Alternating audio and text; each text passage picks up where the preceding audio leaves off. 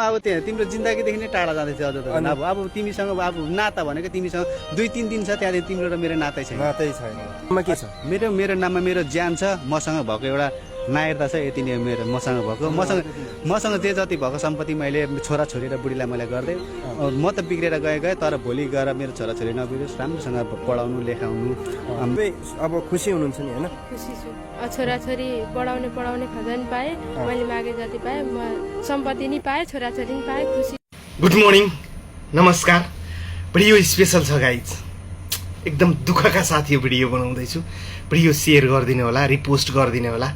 अहिलेको समयमा यतिको श्रीमान भेट्नु भनेको भाग्यको कुरा हो, भाग्यको कुरा।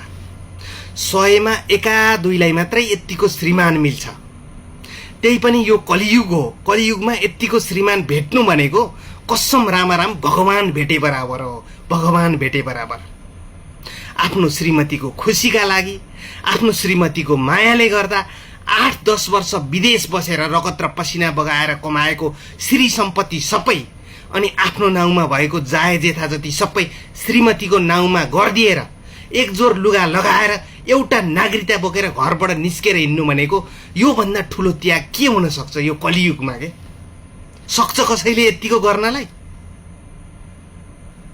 अबुझ, नीच र घटिया भनेको त त्यो श्रीमती हो नि। यतिको श्रीमती त दुश्मनलाई पनि कसैलाई नपरोस् के।